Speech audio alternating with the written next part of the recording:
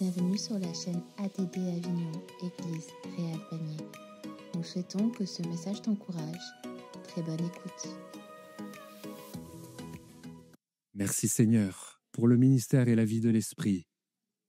À Dieu soit la gloire. Voilà, chers amis, je voudrais sans transition que nous ouvrions la Bible. Et l'ordre, le fonctionnement de ce culte est légèrement un peu modifié. Ne soyez pas choqués que les amis restent sur l'estrade. Remarquez, quand je dis ça, il y en a 3 qui descendent. Donc c'est intéressant. Donc c'est marrant. Voilà. Sans transition, donc, nous allons lire la Bible. Et nous prenons donc la suite de ce que nous avons partagé donc la semaine dernière, en prenant exemple sur la vie du prophète Élisée, avec au contact du prophète Élie. Et le thème de cette série, c'est la vie du disciple. Et là, ce matin, nous allons lire, donc vous avez la référence, 2e livre des Rois, chapitre 2, et les 18 premiers versets. Je vais survoler dans notre lecture, ça s'affiche. Et je vous le rappelle, pour ceux qui ne le sauraient pas, vous pouvez retrouver nos prédications sur les podcasts, sur les différentes plateformes. Donc, n'hésitez pas à faire connaître aussi ce service. Et nous remercions Cassandra pour ce beau travail. Merci Seigneur. Il est écrit, 2e livre des Rois, chapitre 2, verset 1er. Nous sommes là dans le contexte où le prophète Élie va être enlevé au ciel. Et j'aimerais juste avant de lire, vous rappeler que Dieu est le Dieu du surnaturel. On a trop tendance dans notre monde occidental, dans ma France d'aujourd'hui, dans nos églises, à mettre le Dieu du surnaturel juste dans du naturel. Dieu est le Dieu du miracle. J'aimerais rappeler que le plus grand des miracles, c'est le pardon des péchés. Parce que quand même, c'est de réaliser que Jésus a pardonné notre péché et que nous sommes en route vers le ciel, ça c'est un sacré miracle. Si vous êtes d'accord, vous pouvez dire Amen. Sinon, j'ai encore qu'une dizaine, j'ai 40 minutes pour vous convaincre, par l'assistance du Saint-Esprit. Il est écrit donc, 2e livre des Rois, chapitre 2, verset 1er et suivant. Lorsque l'Éternel fit monter Élie au ciel dans un tourbillon, Élie partait de Gilgal avec Élisée. Retenez le lieu, Gilgal. Élie dit à Élisée, reste ici, je te prie, car l'Éternel m'envoie jusqu'à Béthel, 2e lieu. Élisée répondit, l'Éternel est vivant, et ton âme est vivante. Je ne te quitterai point. Et ils descendirent à Béthel. Les fils des prophètes qui étaient à Béthel sortirent vers Élisée et lui dirent, sais-tu que l'Éternel enlève aujourd'hui ton maître au-dessus de ta tête? Et il répondit, je le sais. Aussi taisez-vous.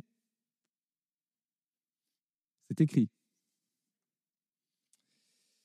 Élie lui dit, Élisée, reste ici, je te prie, car l'Éternel m'envoie à Jéricho, 3e lieu. Il répondit, l'Éternel est vivant, et ton âme est vivante. Je ne te quitterai point.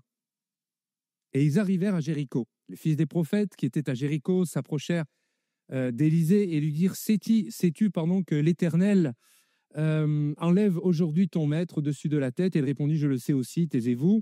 Et il lui dit, reste ici, je te prie, car l'Éternel m'envoie au Jourdain, autre lieu. Et il répondit, l'Éternel est vivant et ton âme est vivante. Toujours à peu près la même réponse. Je ne te quitterai point. Et ils poursuivirent tous deux leur chemin. 50 hommes d'entre les fils des prophètes arrivèrent et s'arrêtèrent à distance vis-à-vis, et eux deux s'arrêtèrent au bord du Jourdain. Alors Élie prit son manteau, le roula, et en frappa les eaux, qui se partagèrent çà et là, et ils passèrent tous deux à sec. Je m'arrêterai là pour notre lecture d'introduction. Et j'aimerais pendant quelques instants juste survoler ce texte. Il y aurait beaucoup de choses à dire, mais vraiment, ça m'a interpellé en relisant, prenant le temps aussi de voir, et comme je vous l'ai fait mention là il y a quelques instants, c'est les différents lieux que nous avons, qui ont été cités dans notre lecture. Et quelque part, je vous invite avec moi pendant quelques instants à faire ce rapide pèlerinage d'Élie, accompagné, vous l'avez compris, d'Élisée. Et le premier point, si vous le rappelez, c'est le lieu Gilgal, qui signifie, c'est affiché devant nous, c'est ce point de départ, chapitre 2, verset 1er, qui signifie littéralement une action de rouler. Alors, rouler quoi? Rouler qui? On n'est pas là pour rouler une personne, vous l'avez bien compris. Et il y a quand même des références dans la Bible concernant ce lieu de Gilgal. Et nous le retrouvons dans différents passages. Je passe sur ces merveilleux détails, Josué chapitre 5, Josué chapitre, toujours tout ce chapitre 5. Et l'Éternel déclare au verset 9, « Aujourd'hui j'ai roulé de dessus vous l'opprobre de l'Égypte.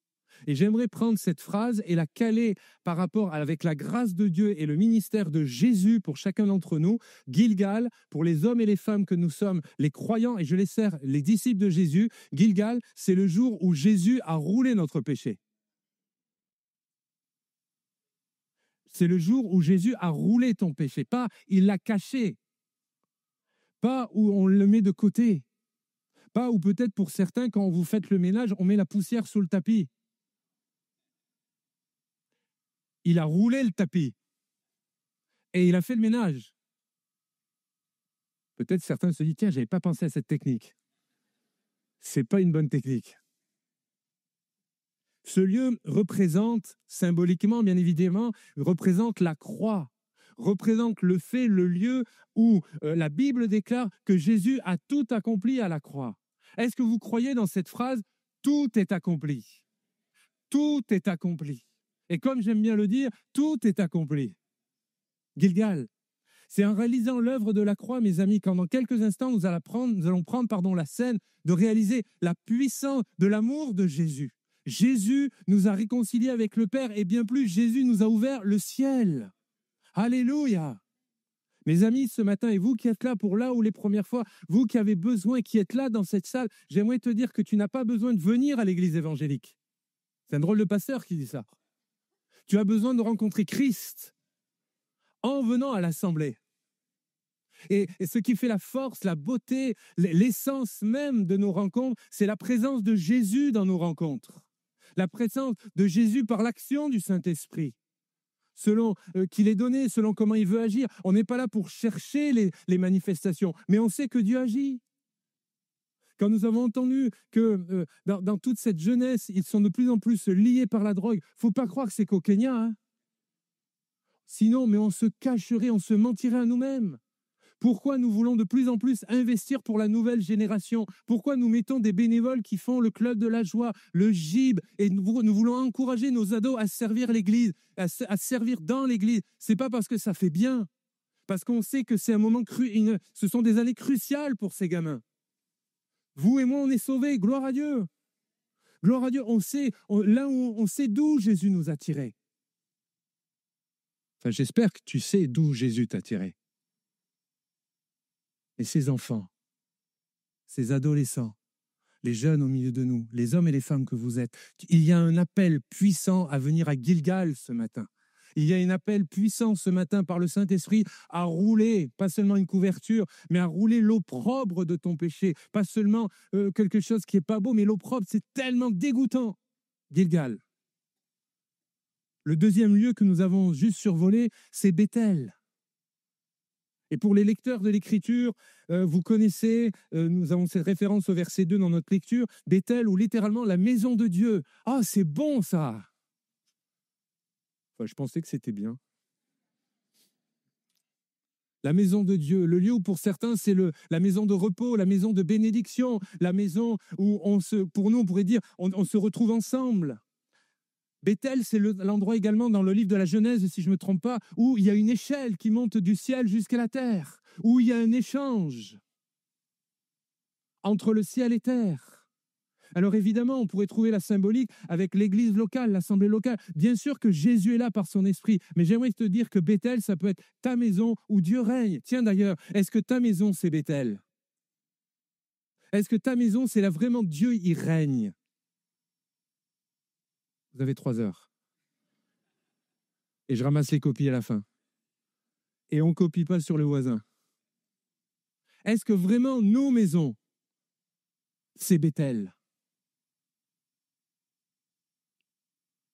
Il n'y a pas de vie chrétienne véritable sans cette communion vivante avec Dieu. Une communion vivante, pas une communion frelatée, pas une communion d'apparence, pas une communion de circonstances. Je vais à l'église, pasteur. Je suis même assis dans les premiers rangs, pasteur. J'arrive même bien avant pour laisser... J'obéis aux consignes que vous nous dites, pasteur. Alors ça, c'est bien, il faut continuer.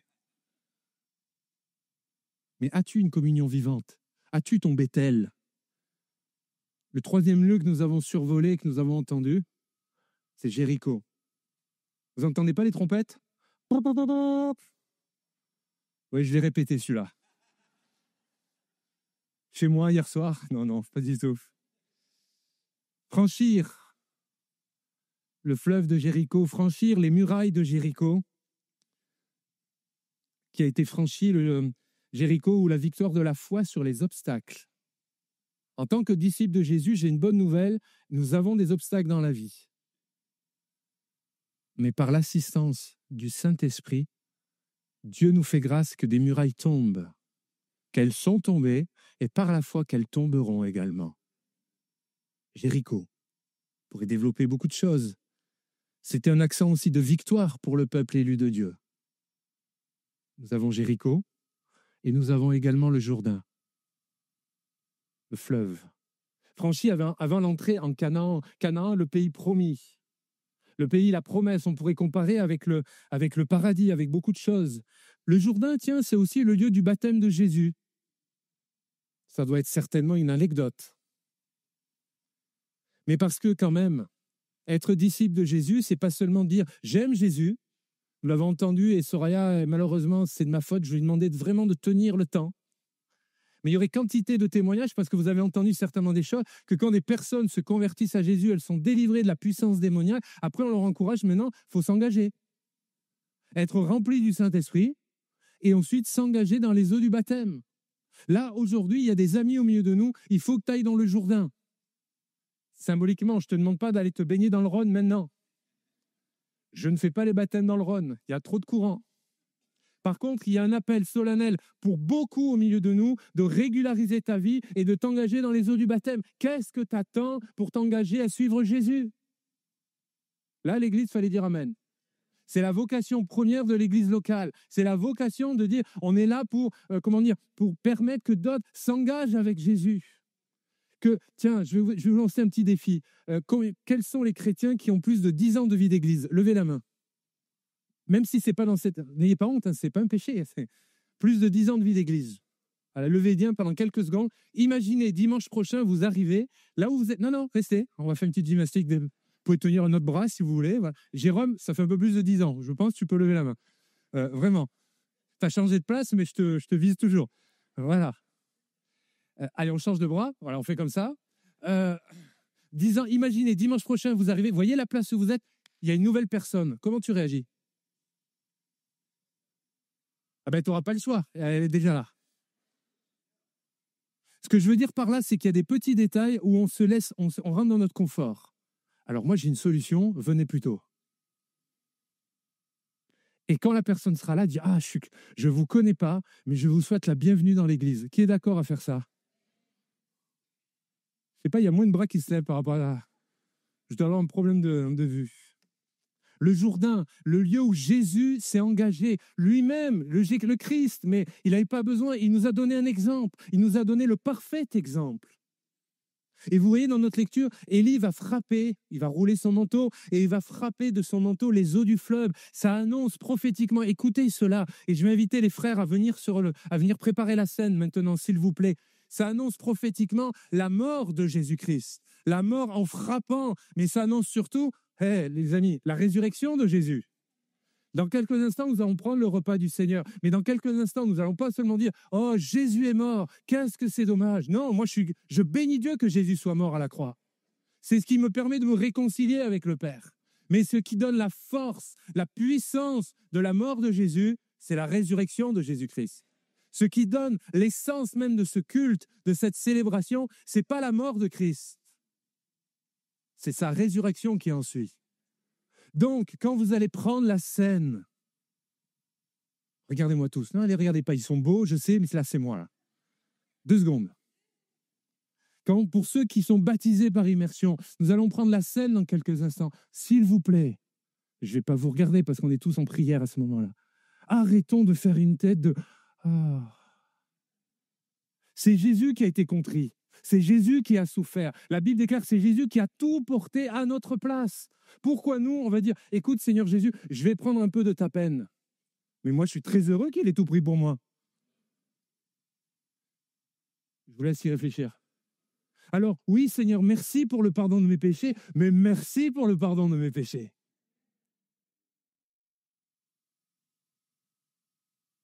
Et merci par le fait quand je prends la scène, Je rappelle, parce que c'est une commémoration, je rappelle la mort de Christ, c'est vrai. Je me rappelle la résurrection de Jésus. Et la Bible nous enseigne, c'est qu'il revient bientôt. Il y a une triptyque là. Alors quand même, ça doit être un moment de joie. Je ne parle pas de n'importe quoi, je parle juste de joie intérieure, de dire Seigneur, oui, tu m'as réconcilié avec le Père, mais je sais que mon nom est inscrit dans ton livre de vie. Malgré mes hauts et mes bas, je sais que Jésus m'aime et que je suis en relation avec lui. Et pour finir sur cette pensée, vous pouvez commencer les frères à le partager entre vous, s'il te plaît. Ça rappelle, et c'est ce que je le disais un instant, l'enlèvement. Prophétiquement, Élie va être enlevé dans le tourbillon, nous le lisons dans l'Écriture, mais la Bible nous enseigne que Jésus revient bientôt chercher tous ceux qui lui appartiennent. Ce texte, ce vieux texte de l'Ancien Testament, il est d'une actualité, les amis. Es-tu prêt pour être à la rencontre de ton Dieu? Et pour conclure cette première partie de message, Élisée, c'est le disciple qui est attaché à son maître. Dans quelques instants, je vais vous inviter, vous qui êtes, par la grâce de Dieu, convertis et baptisés par immersion, nous allons prendre le repas de la Cène. Et c'est cette phrase que je vais vous laisser. Es-tu attaché toujours à ton maître? Je n'ai pas écrit es-tu attaché à Jésus qui te donne des bénédictions. Mais il y a une relation de disciple à notre maître. Jésus, notre sauveur, c'est vrai, mais il est aussi notre Seigneur. Les amis, maintenant, nous allons, dans quelques instants, prendre le repas de la Cène. Et ce disciple, c'est toi et moi. Disciple, ça ne veut pas dire parfait, parfaite, ça se saurait, et personne n'en est digne, moi le premier. Mais par contre, je réalise que je veux, en reprenant cette scène, en prenant la Cène maintenant, je veux rappeler à Jésus, Seigneur, je te suis et je te suivrai jusqu'au bout. Je le déclare devant mes frères et sœurs, je le déclare à moi-même, parce que j'ai besoin de me le rappeler. Et à celui qui veut bien qui me tente, je dis, toi, c'est terminé, tu n'as plus accès sur ma vie. Je vais vous inviter, vous qui êtes baptisés, à vous lever maintenant. Et Stéphane va pouvoir prier, ou Lucas va prier maintenant. Et on va prendre la Cène. Et pendant que vous allez le prendre, vraiment que ce soit un temps de qualité dans la présence de Jésus.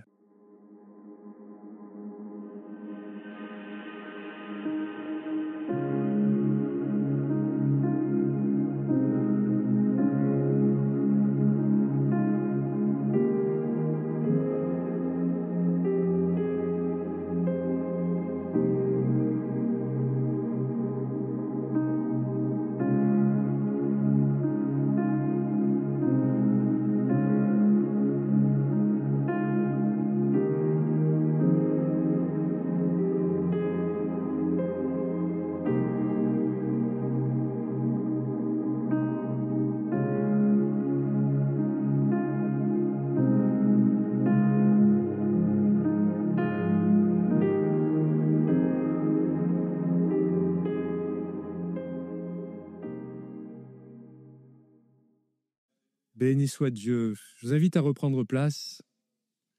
Dans le texte que nous venons de lire tout à l'heure, il y a quelques instants, pardon, volontairement, je n'ai pas fixé notre attention sur un groupe de personnes, les fils des prophètes. Et ce groupe-là, ces personnes-là, c'est quelque part l'attitude, c'est affiché devant nous, l'attitude qui éloigne de la vie de l'esprit. Pourtant, ils ont un titre. Fils de prophète. On va réfléchir quelques instants là-dessus pour que vous... Ah, ça bug. Tu peux me le remettre ensuite. Tu peux passer la suivante? On va faire comme ça. Voilà. Vas-y, clique la première. Ce groupe de personnes, ce groupe représente, ceux qui se prévalent du nom de disciples. Mais soyons honnêtes, ils ne le sont pas vraiment. Volontairement, j'ai fait cela après la Cène. Volontairement, j'ai voulu que nous puissions prendre au cœur là, de ce message, réfléchir ensemble. Je n'attends pas de réponse vis-à-vis de moi, mais je vous invite à y réfléchir devant Dieu. Parce qu'on est tous d'accord, la vie de disciple, c'est de dépendre de Jésus. Personne peut être contre cela. On est dans une église, vous êtes des chrétiens, on fréquente l'église. Ma foi, c'est du bon sens. Mais dans la réalité de nos vies, est-ce que c'est réellement le cas? Ce groupe de fils de prophètes pourrait le relier. Ils vont vivre quand même des choses. J'aimerais rappeler qu'on est chrétien par conversion, par choix personnel, pas par adhésion, parce que ton épouse serait chrétienne ou ton époux le serait, ou parce que tu es un enfant, un fils ou fille de chrétien, de pasteur ou je ne sais de quel titre. On n'est pas prophète parce que fils de prophète, on est prophète, on reçoit la vie de l'Esprit parce qu'on est rempli du Saint-Esprit. Et on désire continuer à l'être. C'est pas juste comme une bouteille d'eau qui, ma foi, quand la bouteille elle est remplie, l'eau y est. Le principe même spirituel pour vous donner, c'est si j'avais cette bouteille, je perce, il faut continuellement que je sois rempli du Seigneur. Quelque part, ce n'est pas, on n'a pas un stock en nous de vie spirituelle. On n'a pas en nous un stock du baptême dans le Saint-Esprit.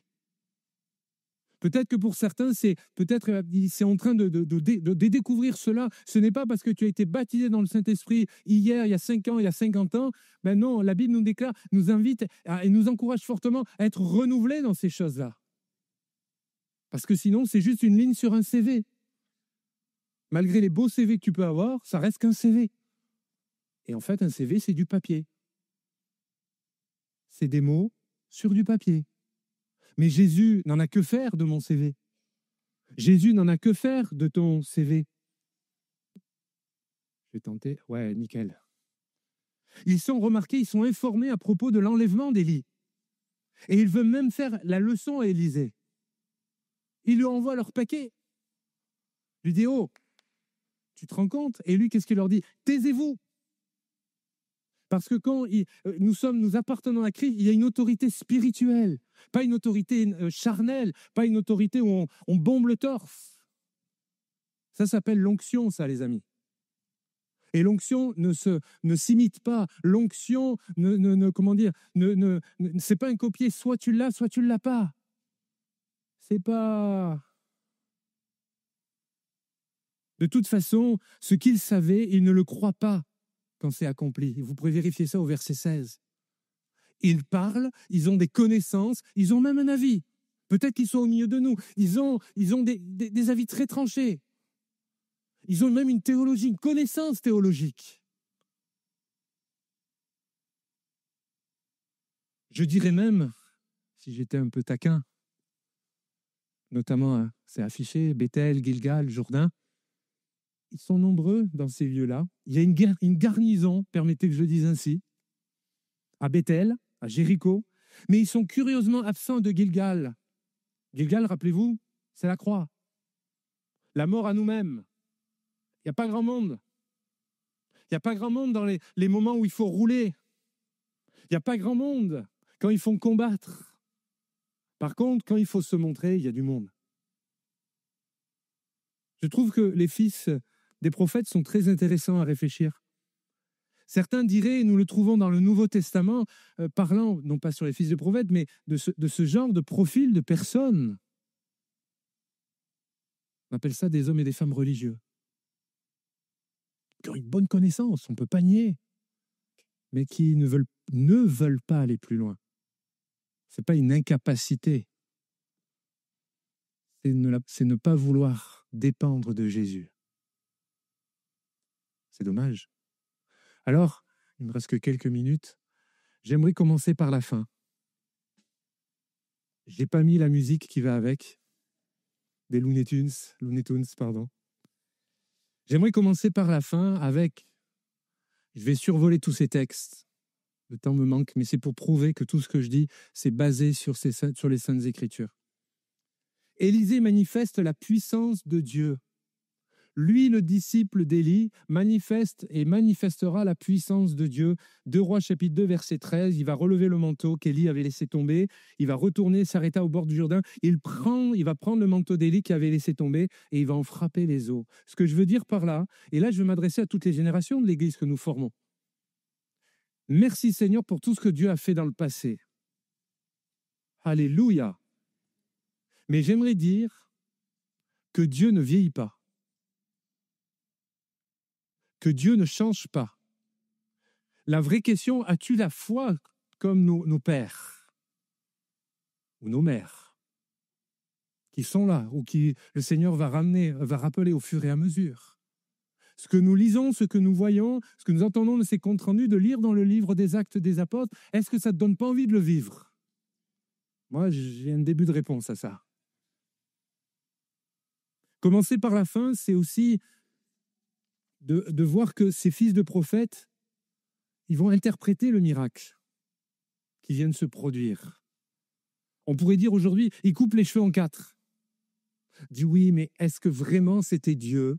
Est-ce qu'on ne peut pas dire qu'avec une manifestation, avec les sentiments, avec le fait que quand on prie, il y a peut-être l'émotionnel et c'est aussi le psychologique. Mais moi, j'aimerais vous dire, oui, c'est vrai. J'ai aucun problème à dire cela parce que Dieu nous a créés ainsi. Moi, quelque part, excusez-moi, je ne veux choquer personne, pas à ce moment-là de la prédication, mais j'aimerais juste rappeler quelque chose. Moi, peu m'importe comment Jésus me bénit, par quel moyen il passe pour me parler, si c'est par le côté intellect de la parole, si c'est le côté émotionnel, et si c'est par la musique, ou si c'est par la prière d'un frère et une sœur, excusez-moi, moi je demande juste à être béni. Est-ce qu'on ne serait tellement plus que ces hommes et ces femmes de Dieu en choisissant le canal comme quoi Dieu devrait nous bénir? Point d'interrogation. Peut-être.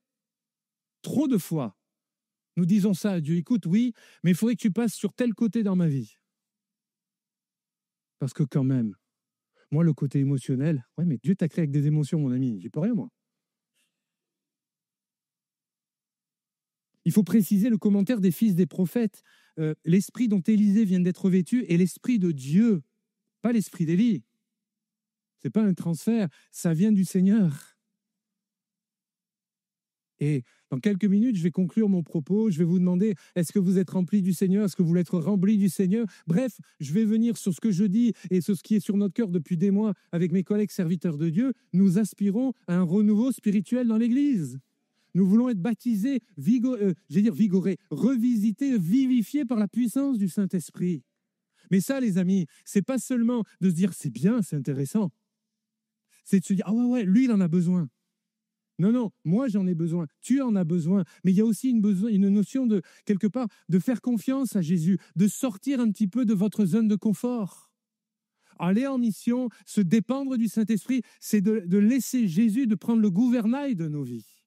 Mais vous et moi, notre problème en Occident, notre problème en France, on dit Seigneur, on t'aime, on aime Jésus, je ne me permettrai pas de juger votre amour pour Dieu, mais on ne lui donne pas les clés du camion.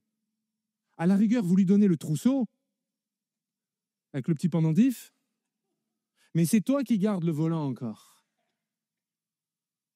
La vie de l'esprit, c'est de dépendre de lui. La vie de l'esprit, c'est de dire Seigneur, je non plus, tiens, ça me fait penser à une parole que je crois, dans un livre, la Bible, non plus ma volonté, mais ta volonté. Mais quel est cet homme qui a dit ça? Jésus lui-même. Jésus lui-même a déclaré à son Père, non pas ma volonté, Seigneur, mais la tienne. Si Christ a dit ça, ça vaut quand même la peine d'y réfléchir. Le Saint-Esprit, cette double portion, il est fait mention dans ce texte-là, je vais l'expliquer maintenant, c'est une puissance d'inspiration. Vous pouvez dire amen si vous êtes d'accord. De révélation, de connaissance, de sagesse, de miracle, de guérison, j'ai plus assez de doigts, et de discernement, de foi. C'est pas juste le parler en langue. C'est pas juste un petit état où... C'est tellement plus, les amis. Tellement beaucoup plus. Cette notion du double portion de l'esprit, parfois on l'entend, on dit, mais Seigneur, je veux... Ça dénote une soif. Mais sachez que quand Dieu donne la part pour chacun d'entre nous, il ne dit pas, bon, Liliane, double part. Nicole, on va réfléchir. Alors Katia, on passera à la fin du culte. Tu n'as pas besoin de la double part ou de la triple part, tu as besoin de ta part. Ce n'est pas un effet multiplicateur, parce que n'oublions pas qui donne. Ce n'est pas Cédric qui donne. Ce n'est pas la personne qui serait la plus généreuse au milieu de nous qui donne. C'est la personne la plus généreuse au monde. Il donne de son propre esprit. Le Seigneur est vivant, les amis. Ce revêtement a été l'objet de la demande d'Élisée. Il ne l'a pas reçu s'il ne l'avait pas demandé. Si tu ne demandes rien, sois rassuré, tu ne recevras rien. Et quelque part, rentre chez toi. Personne n'a dit Amen. En demandant cette double portion de l'esprit, il formule la prière la plus adaptée à sa vie, à son ministère. Question, quelle est la prière la plus adaptée à ta vie maintenant? Quelle est la prière que tu dois formuler là maintenant pour ta vie? Certains ont besoin de l'esprit parce qu'ils ont besoin du consolateur. Dieu va te bénir. Certains, je l'ai cité, ont besoin, j'ai pris quelques aspects de la vie de l'esprit, de l'inspiration, d'une parole de révélation, de connaissance. Peut-être que certains dans leur vie, là, tu es dans des choix où tu dois faire un choix et tu es paumé, tu es perdu. Tu as besoin du Saint-Esprit.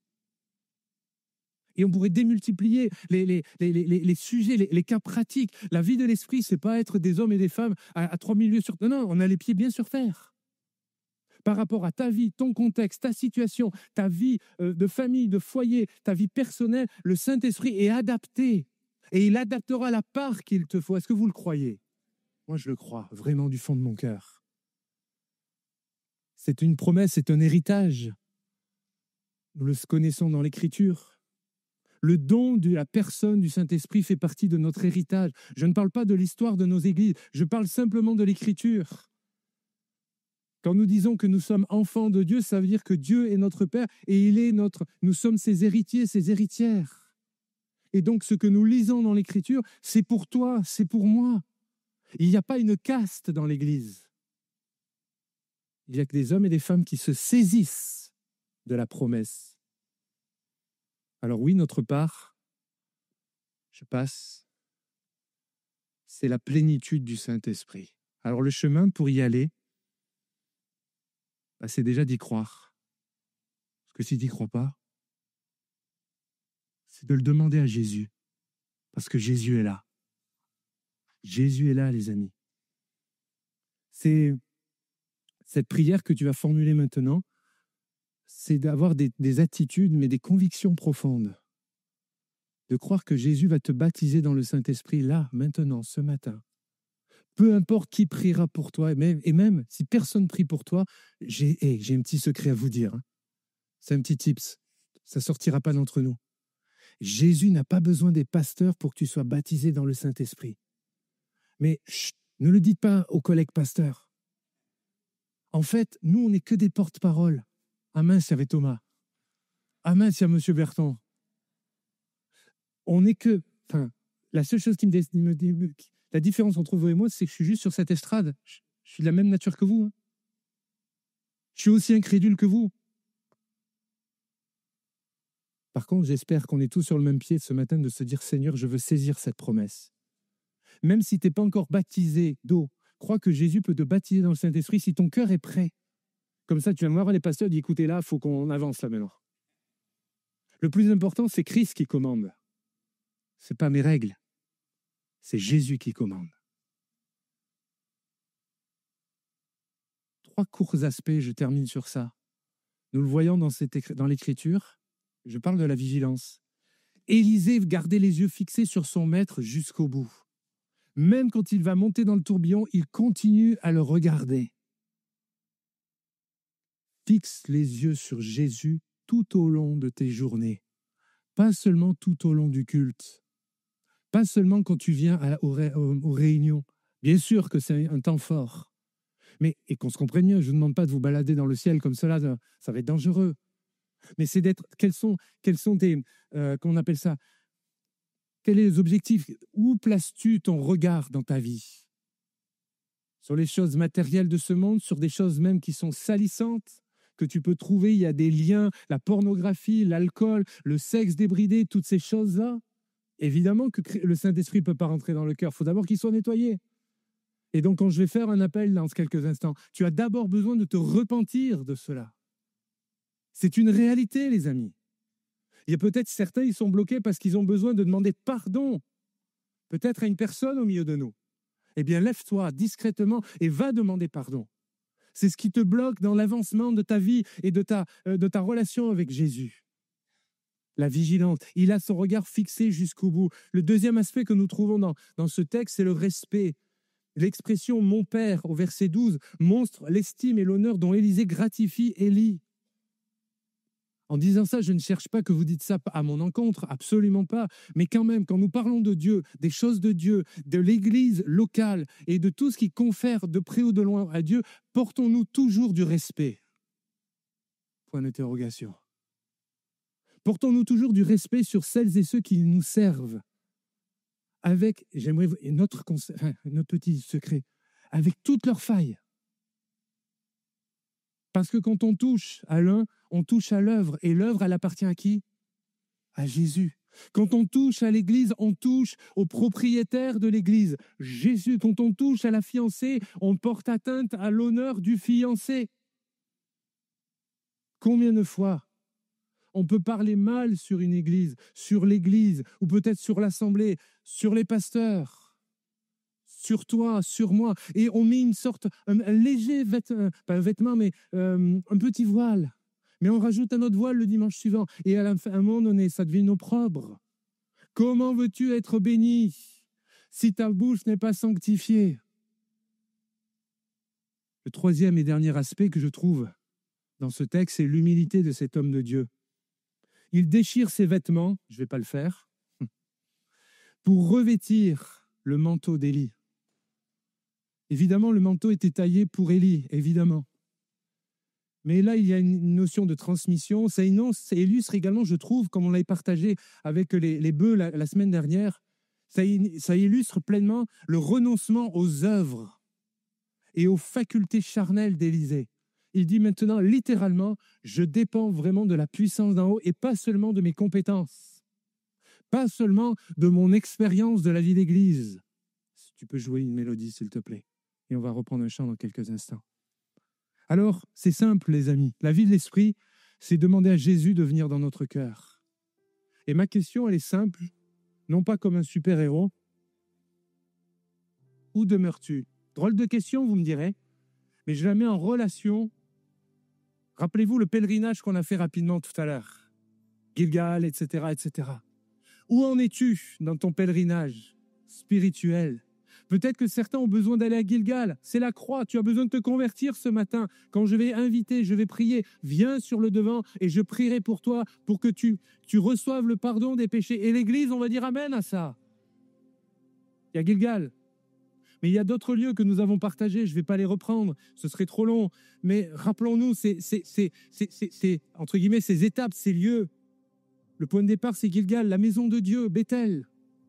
Vous avez remarqué dans le message, j'ai parlé de Bethel et on revient à la maison de Dieu. Est-ce que tu honores la maison de Dieu? Est-ce que ta maison, c'est la maison de Dieu? Est-ce que ta maison, c'est Bethel? Ou est-ce que tu te dis, non, moi, ma maison, j'ai besoin de reconstruire Bethel. Tu viendras sur le devant.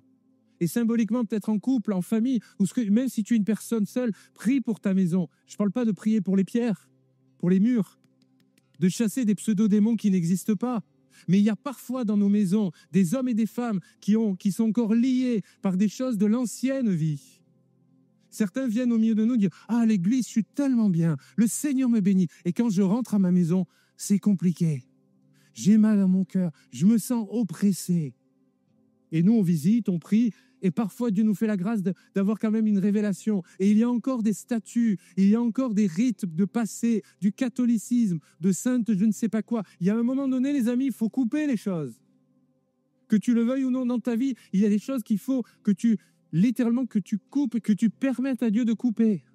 Mais, écoutez ça. Le Seigneur très souvent nous délie des liens. Mais c'est à nous de sortir la main du lien. Et on est dans une société, il faudrait que le Seigneur fasse tout.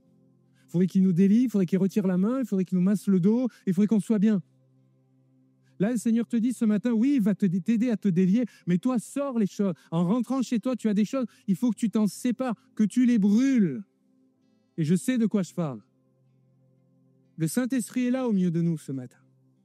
On parle de Gilgal, on parle de Bethel, on parle de Jéricho, la victoire de la foi. Il y a des amis qui passent depuis des années, qui tournent en rond, mais il vous manque la trompette de l'esprit, les amis.